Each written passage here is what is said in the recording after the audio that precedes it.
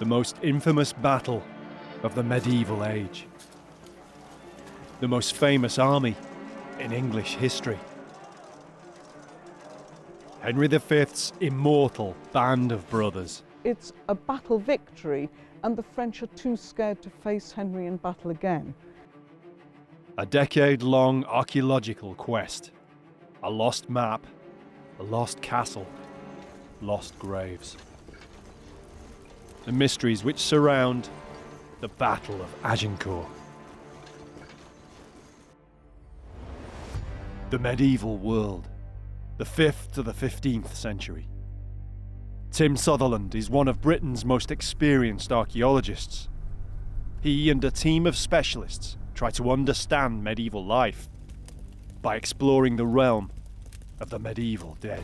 We have a classic view of the storybook medieval life. We don't hear the stories about the common man trying to keep his family alive.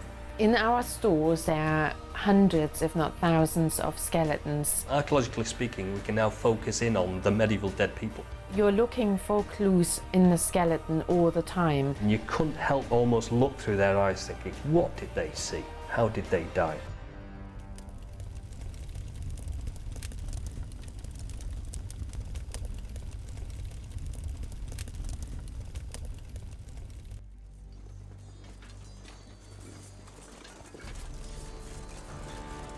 Of all the battles in the medieval age, Agincourt is among the best known. And of all the times English armies clashed with French, it was the most terrible. We all grow up in England reading about the Battle of Agincourt. We learn about it at school, we see it at the theatre. And to some extent, it's part of our national identity now. I think for most people the Battle of Agincourt is Shakespeare's Battle of Agincourt. The play Henry V, written in 1599, possibly the first play at the Globe Theatre when it was newly built.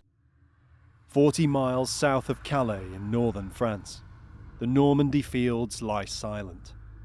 Nowhere more so than around the tiny village known as Agincourt. These fields hide secrets that have puzzled historians and archaeologists for many years.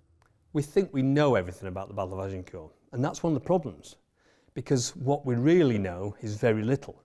And so we need to look for the truth. That's what we need to be aiming for.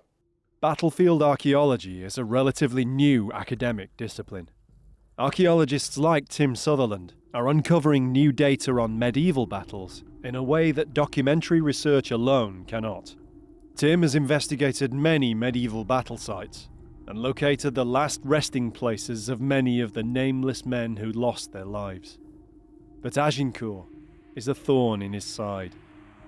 Thousands are thought to have died somewhere here, yet no mass grave nor a single skeleton can now be found. The battlefield and its lost dead have come to haunt and obsess Tim. What we need to consider now is where are the dead from the battle? Are they in the immediate vicinity, or are they nowhere near here? So somewhere around here there are thousands of the dead from the Battle of Agincourt, but we just can't find any traces of them yet. Tim's quest to find the Agincourt graves is inextricably linked with his research into another historical figure who lived 400 years after Agincourt. John George Woodford is Tim's archaeological forebear and an enigma of a man. A British Army officer, Woodford supposedly located some of the graves from Agincourt. Tim has been trying to work out where. It's a detective trail that he's been on for more than a decade. In the years after Waterloo and Napoleon's defeat in 1815, the British Army remained in France. There was no more fighting to be done, and so instead, Woodford could turn his attention to his passion for antiquities and history. In 1818, he took a company of his soldiers with the intention of exercising them in the new art of archaeology. Their objective, not far away, was the battlefield of Agincourt. Over the years, Tim has become captivated with the tantalising accounts of what Woodford found at Agincourt. He was one of the first archaeologists, and perhaps the first battlefield archaeologist. He claimed to have found not only bones, but arrowheads, rings, and a gold coin. As such, these are the only archaeological finds from the battle ever recorded. The problem is, where did he find them? After a long search, Tim has found some of the letters and the sketches Woodford made of the finds. But the trail ran dry, as the key papers were thought to have been lost in a fire. Now he's found that some of the Woodford collection may have survived. To investigate, he heads north. Woodford lived out his days in the Lake District. An eccentric antiquarian, he lived in a house overlooking Derwentwater, surrounded by his notes, letters, and artifacts, maybe including some of those he found at Agincourt. But when he died, it was all split up, and much of it was lost. Tim has found that part of this scattered material has come to light in Keswick Museum in Cumbria. Well, hopefully, we're going to examine one of Woodford's diaries, or his notebooks, and hopefully it will contain some information we're after concerning his excavations on the battlefield of Agincourt. At the time of his death in 1879, Woodford was a Major General, the last British officer still surviving from the Battle of Waterloo. He and his brother Alexander served in the British Army of the Duke of Wellington. Many of the letters and papers in the archive relate to this time in Woodford's life. It makes me wonder whether Woodford was as interested in Agincourt because he fought at Waterloo. This was his own personal huge battle.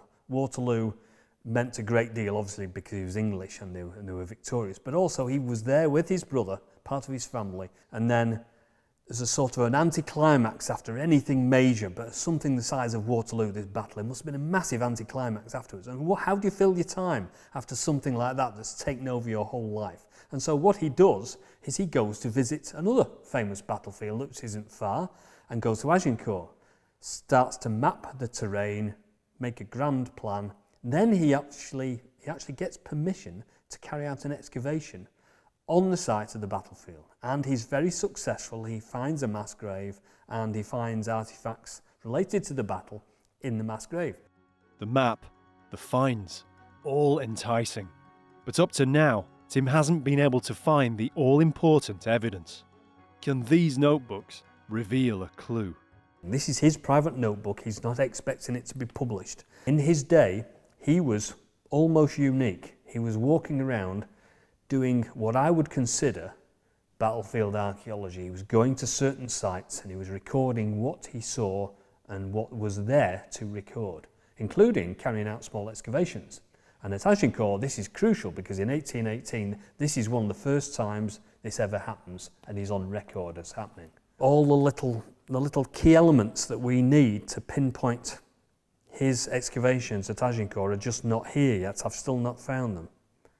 And maybe they just don't exist any longer.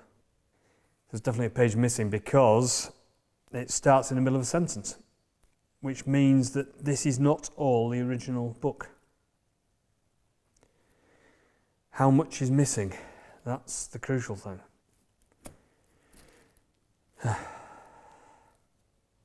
The papers are fascinating, but there's nothing here about Agincourt. Then Tim notices something else and realises what might have happened. I was just about to pack up all the notes and the letters, including the notebook, when I realised that this is gold lined, but some of the letters here are also on paper that is gold lined. And you can see that this has been taken from a notebook. And I've seen this paper before. This paper is the exact same paper that John Woodford wrote to his brother in February 1818. So it was from a notebook identical to this that he removed the paper, wrote a letter to his brother. Now, one would assume that that notebook is the one that he was using during the excavations. In which case, has the whole notebook been disassembled and is now in fragments, such as this? So are we not looking for a notebook anymore? Are we looking for hundreds of pieces of paper, some of which contain the details of the excavations from Agincourt in 1818? He still doesn't know where Woodford found the mass grave. So it's all here. We're surrounded by so many clues, but we just need the last one. There's only one missing now, and that's it. We've got everything else. We know all we need to know about Woodford. His detail about how he walked around the landscape, his letters from the king. We haven't got that last little bit of information about exactly where he was digging. That's all I want, and I can't find it. How close can you get? How frustrating is it? It's unbelievable. I just wish he was here. I just wish I could ask him, where were you? Where were you at Agincourt? There's no magic X to mark the spot, so Tim goes back to where he started, reading Woodford's notes and the letters home about his excavations at Agincourt. Where did he discover the graves? Tim returns to the battlefield. Using all his experience as an archaeologist, he has a hunch as to where Woodford made the finds. As part of his work in 1818, Woodford drew a map showing his interpretation of how the English and French battle lines may have fitted into the landscape. Of course, it doesn't show the exact site of his excavations, but it does show the site of the calvaire, traditionally where the French dead are commemorated, and where Tim excavated in 2007. All the surrounding fields Tim has surveyed, either with metal detecting or geophysics. Nothing relating to the battle, or even hardly to the medieval period, was found. Only one field remains. It's right next to the calvaire enclosure.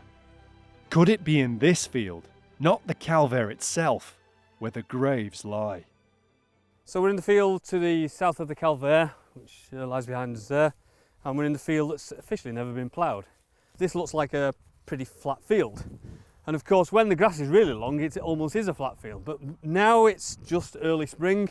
And if you look really low on the ground, at ground level, you can see there are certain depressions, there are certain rises, certain depressions. And of course, one of the biggest anomalies in this field is this depression here, which again looks almost flat, but it's the distinct depression in this field. Now, we don't know what this is.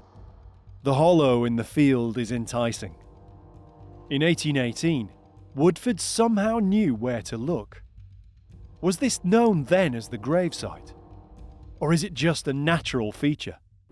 Is this, for example, a natural sinkhole? Because underlying all this landscape is chalk, and they form natural sinkholes where everything goes down, it finally fills up with soil. But of course, this could be a mass grave. And it could be also the mass grave that was excavated by Woodford in 1818, subsequently filled in, and of course it falls in again, becomes a hollow yet again. So it could be the place we're looking for. And without more survey, without archaeological excavation, we don't know. The problem is that for a geophysical survey, French law requires not only landowner permission, but also the go-ahead from the Archaeological Directorate, the DRAC. This is the one field for which Tim cannot obtain archaeological permission. To say it's frustrating for him is something of an understatement. We've been coming here now since 2002. Now it's 2014, 12 years later, we've been in and out of France. Every single time we come here, it's, paperwork, you've got to go through the administration and all the niceties. The primary objective is to do the archaeology, and of course that's not as easy as it sounds. You can't just walk into a field and dig a big hole.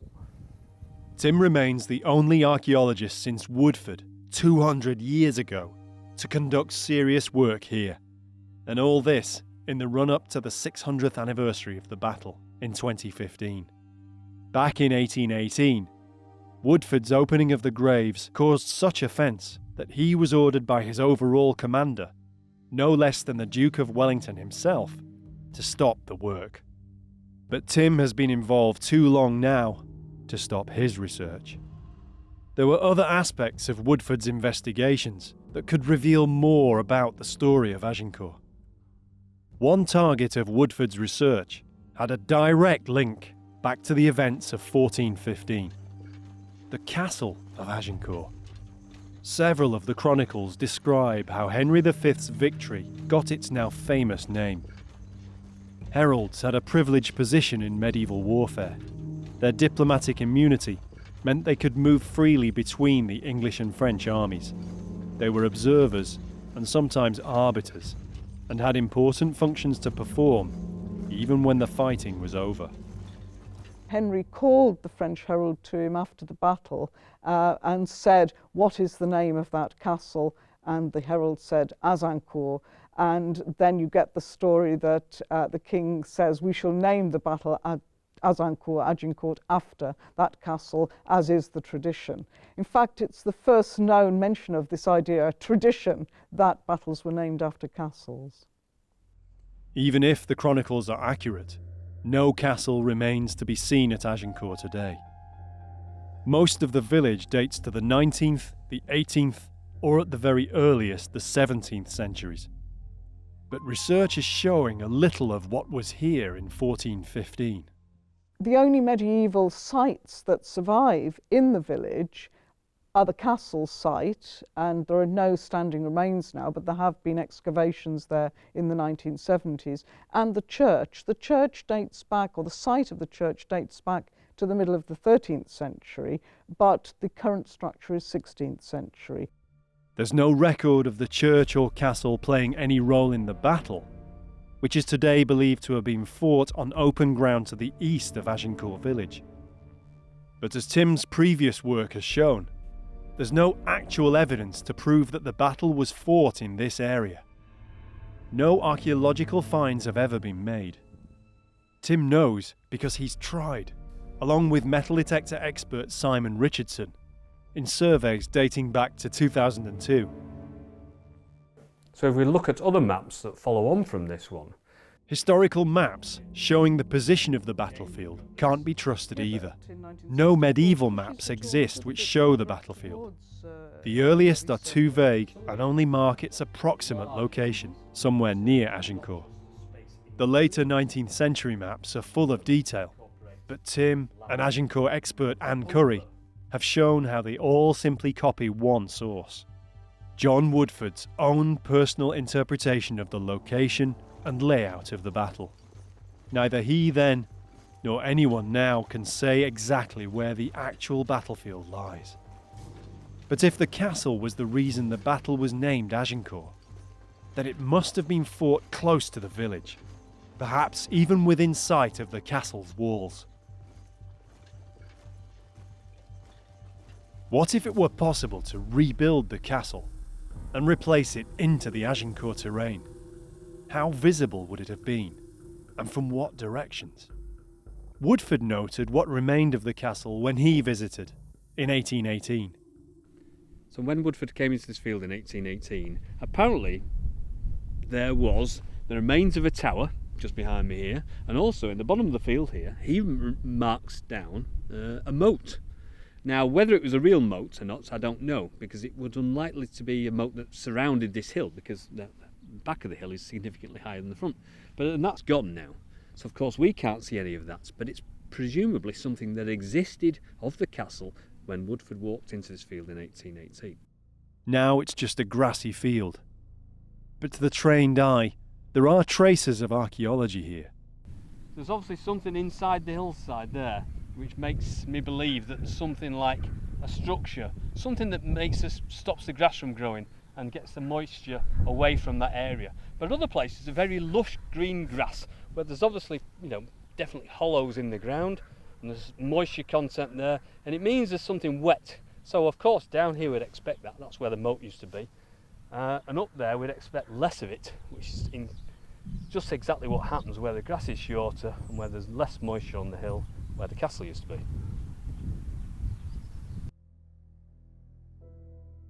In 1976, a chance discovery led to ruins being unearthed here in a very unexpected way. The owner of the farm behind me decided to put in some land drains, or a big drain from the top of the hill down to the bottom to the stream.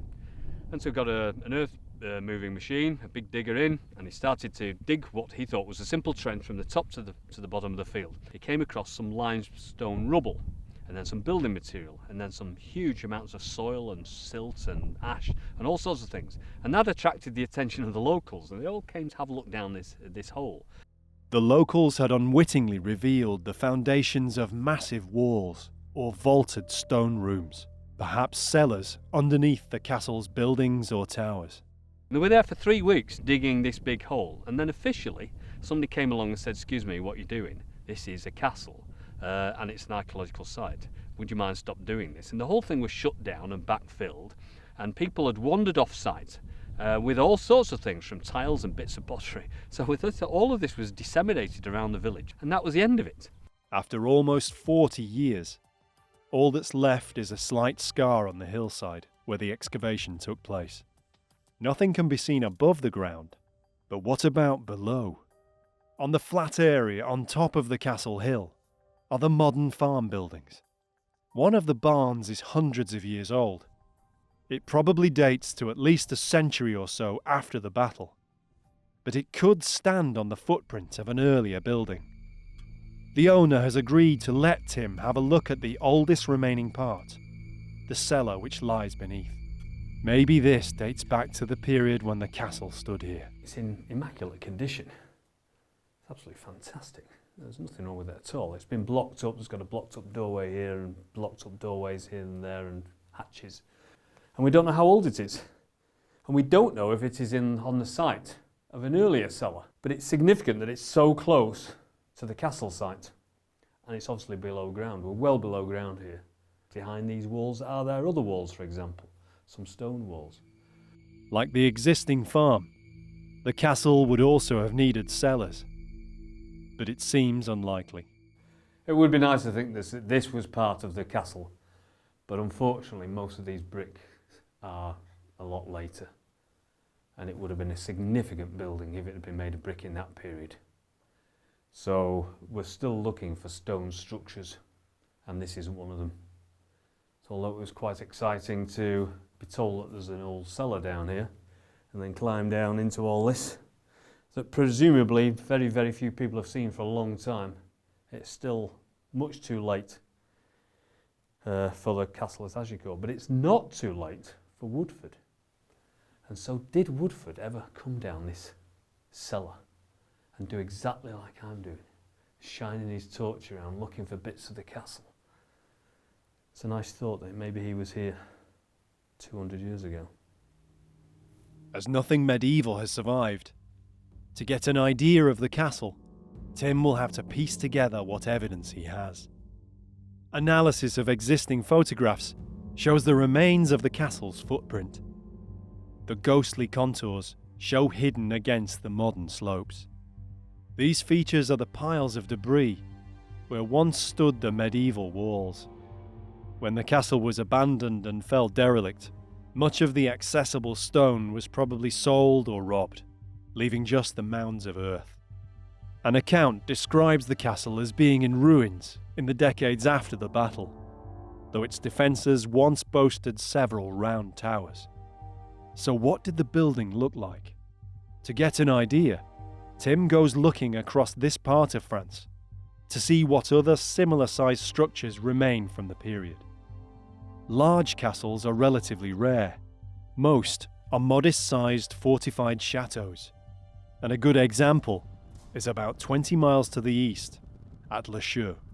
We're now on the route between where Henry stayed at Harfleur and the battlefield at Agincourt. And they would try to avoid the big castles and the big fortified towns at this point because obviously it meant more trouble for them. But it's interesting in that if we look at the walls and the type of the structure, we can hopefully compare it to what was at the village of Agincourt. It gives an idea of how high the walls and towers could possibly have been at Agincourt. So even if the building was only on a modest scale, we can visualise the fact that it would have had stone round towers, would have had some sort of curtain wall. And so the scale would have been relatively impressive in terms of the village, but we don't know how big or grand it was in the greater scheme of things. And that's one of the things that we're interested in. Even a small castle could have been seen for miles on this terrain. So, for it to be visible from the battlefield, then it could have lain in any direction. Again, Tim goes back to Woodford's research. Is it possible that he missed something? He's found a clue, just a shred, but it's tantalising. As well as digging in the ground, Woodford also spoke to the villagers of Agincourt, recording stories relating to the battle, handed down over generations.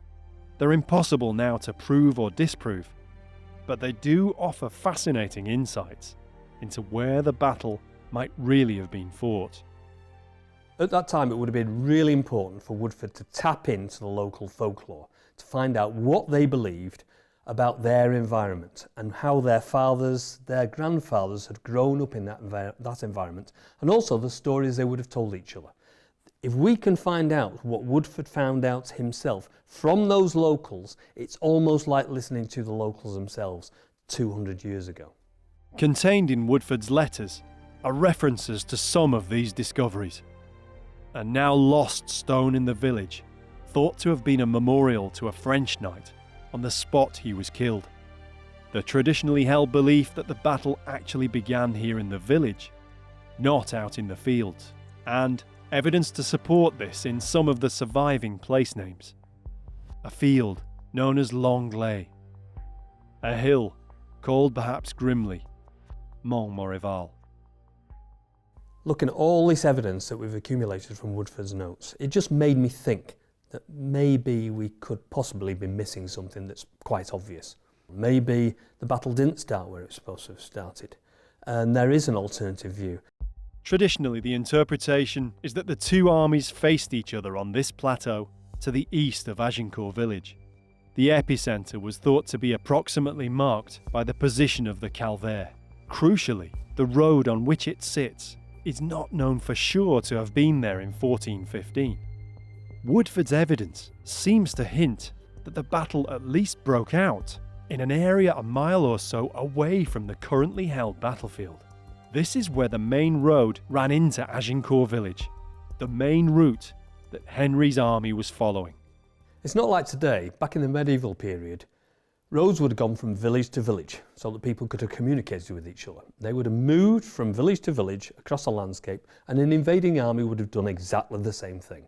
They would have gone from village, taken what they had, moved on to the next one. And so they wouldn't be just moving around the landscape willy-nilly. They would have actually been going from one set place to another set place and moving on progressively across the landscape. The valley is narrower than the wide open ground to the east. There's less open space here for the larger French army to fully deploy. On the other hand, this would have evened the odds in favour of the smaller English army, whose archers would have been able to concentrate their shooting at the compressed mass of enemy to their front. We're in the valley between the villages of Maisoncelles and Agincourt, and the army had to travel between the village behind me here, and they had to travel up this road, because this is almost certainly one of the earlier roads, because it links the two villages, and they had to go to the village behind me. And somewhere north of the village of Maisoncelles is the battlefield of Agincourt. We know it took place somewhere around here, but we don't know exactly where. It could be over there, or it could be over there, it could be behind us. When Woodford came here, he was told by the French that this local area here is where the battle started. Now that's significantly different from where everybody else is saying that it started. Right behind us, right over there, about a mile away. And so one would expect that for some reason the locals thought this battle started here. It's at least possible that the battle began near to this part of Agincourt, then spreading to the wider fields here, or the more commonly held battlefield location to the east. I think one thing to bear in mind is that there is still no archaeological evidence of the Battle of Agincourt, and that's really important, because without that everything is conjecture. We're looking at local legend, folklore, little bits of history. Basically it could be anywhere, and it's the archaeological evidence that will finally tie it down or nail it down to a very specific spot in this landscape. If there are hundreds, perhaps thousands of men buried somewhere here, what's certain is that they were mostly French. But what of Henry's victorious soldiers? Their casualties were relatively low, and the campaign won. Many returned to England. Who were they? The narrative accounts of Agincourt, both on the English side and the French side, only really mention the aristocracy by name. That's particularly true of English accounts. They mention very, very few people. They're only interested in the king and his immediate royal family and leading nobles. Our studies have suggested there are about 45 surviving tombs or brasses of people who are known to have been on the Agincourt campaign. Not all of those, of course, actually fought in the battle. Some were invalided home. Shakespeare leaves us with the idea that these 45 were among Henry's braves, his happy few, his band of brothers. But was this really the case? So I've always wondered whether Henry's knights came home from the Battle of Agincourt and were celebrated as heroes in their own right. Was it like the Battle of Waterloo in Woodford's time, where they were known as Waterloo men for the rest of their lives and celebrated as such? Did England really have a sense of its great victory? Or did Shakespeare invent this for the benefit of his contemporaries 200 years after the historical events? What we hear there are Shakespeare's words, not words of 1415. Take, for example, the idea of the band of brothers, the idea that those people who fought together at Agincourt had some special relationship with each other as a result of it. That's completely an invention of Shakespeare. What we're dealing with here is a professional army. We have about 320 people entered into contracts to serve on the campaign of 1415. The tombs and memorials of the Agincourt victors are scattered throughout England. These are mostly just the men who survived the campaign, who came home and continued their lives, and who died in many cases decades after the battle. Were their lives enhanced by their being able to proudly say they were at Agincourt? It was a campaign for which they intended to serve for 12 months, so it was probably a campaign of conquest rather than towards a battle. The nobility on the campaign would have known each other already pretty well, and there would have been knights and other members of households, again, that are well linked to the commanders. But the idea that there was something very special linking all of these people together, that after the battle they had a kind of like an old comrades club emerging from the fact they'd served together at Agincourt, is a complete myth. Most of the effigies, brasses, or inscriptions of Agincourt veterans are of privileged men who would have been memorialised anyway. Now, after years of fruitless searching for the graves at Agincourt, it seems Tim and Anne Curry will finally encounter the remains of one who was there in the battle that day. They've come to St Albans, where they've been granted special access to the tomb of one of the main English figures in the battle, and one of the brothers of King Henry V himself. Henry set off in 1415 with two brothers with him. His next eldest brother, Thomas, Duke of Clarence, who was invalided home with dysentery from Harfleur, and his youngest brother, Humphrey, Duke of Gloucester, and he is with him at the battle. Humphrey, Duke of Gloucester, was 25 years old at the time of the battle. He lacked fighting experience and was perhaps eager to prove himself. You've got to bear in mind that these are the aristocracy. They'd have trained in the use of arms from an early age, the use of the horse, all of that kind of thing. Maybe he participated in the foot joust, various other activities of that sort, and he would have been closely linked to his brother.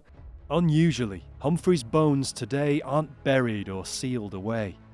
The coffin is in an open vault just beneath the shrine of St Alban himself. Right, so apparently he's down here. Yeah. So he's not exactly under the tomb, but this is apparently a modern reconstruction of the entrance. Oh yes, quite a long way down. Yeah. Shall I go first? Mm-hmm.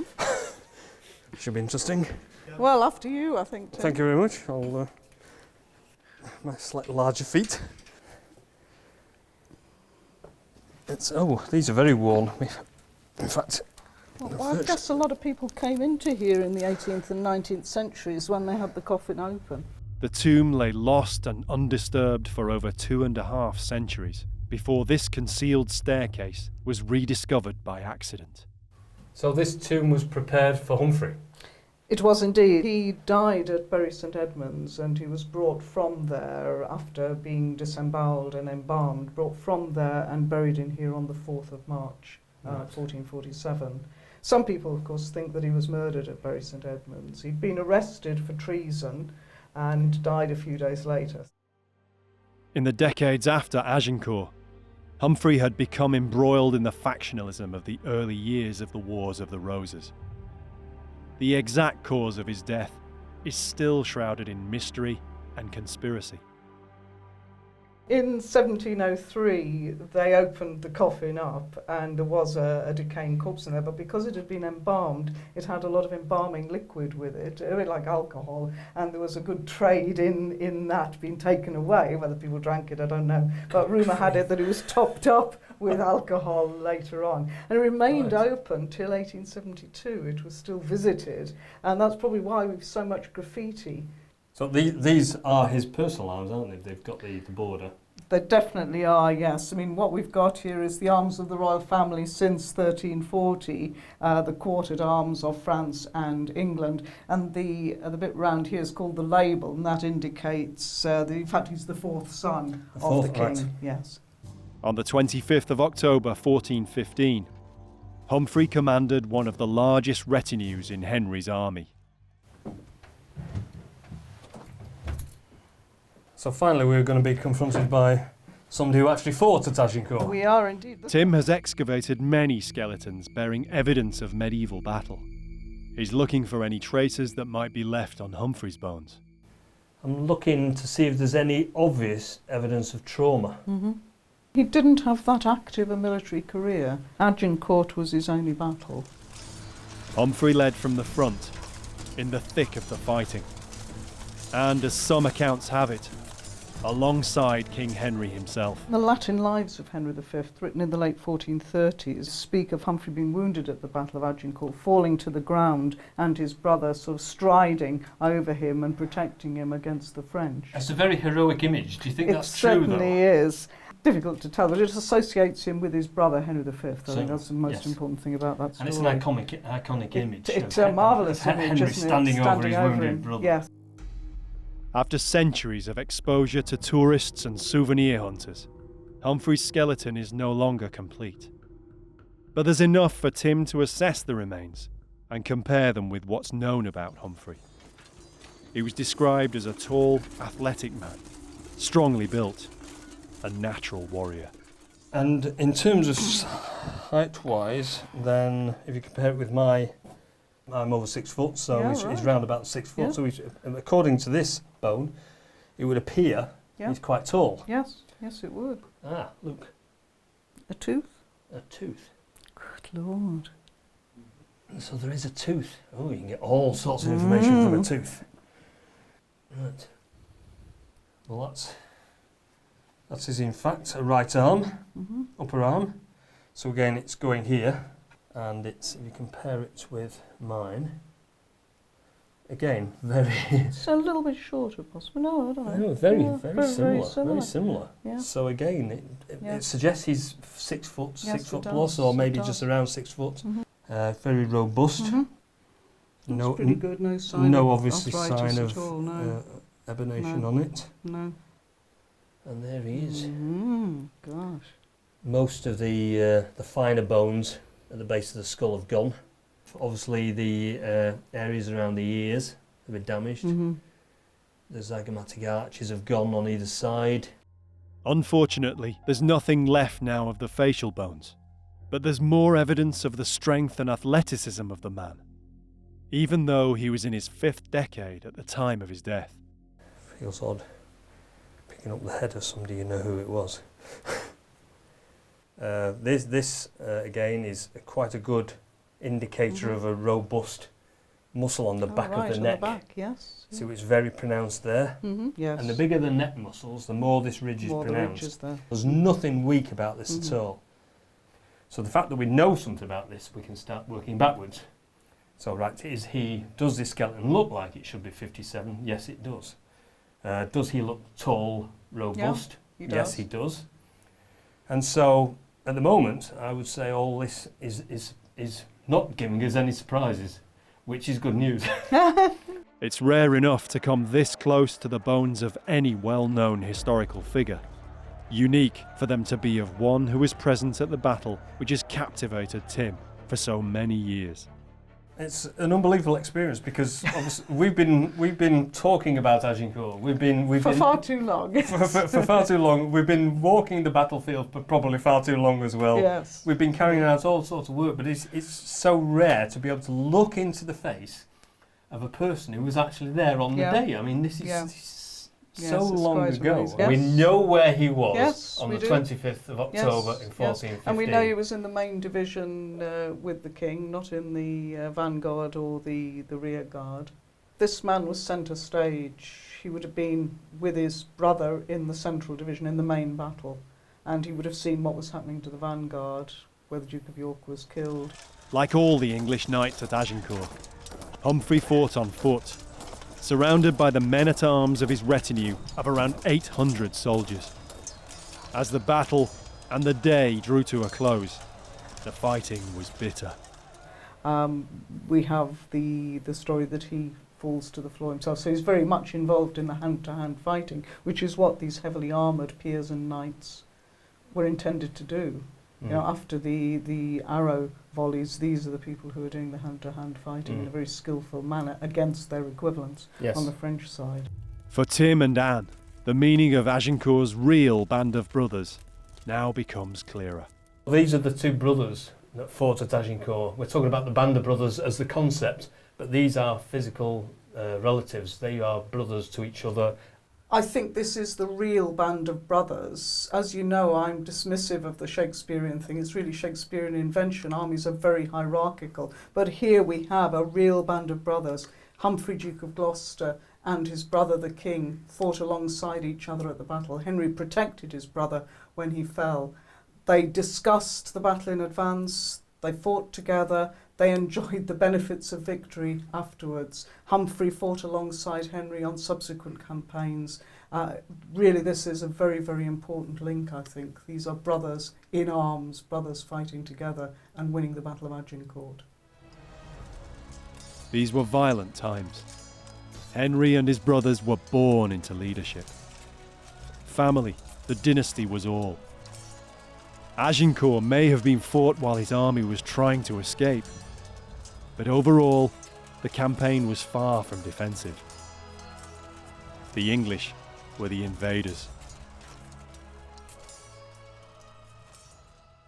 I think what I'd like to recall is the fact that the English really had no right to be there. We've got never to forget that Henry V was an aggressor. He didn't really have a claim to the north of France. Maybe he had a claim to Gascony, but it was an invasion. It was a war of aggression. Quite often, he is portrayed as a hero. In fact, maybe we should see him as an aggressor. The other thing we should bear in mind is the English and the French were enemies for many centuries. 1904, the Entente Cordiale, and then the First World War brought them together. And now we have a Europe that is peaceful because of the effects essentially of the First and Second World Wars. Maybe we should look back without too much idea of the heroism and the colourful nature of medieval warfare, but regard it as warfare and quite a serious thing that we should condemn as much as we condemn modern warfare.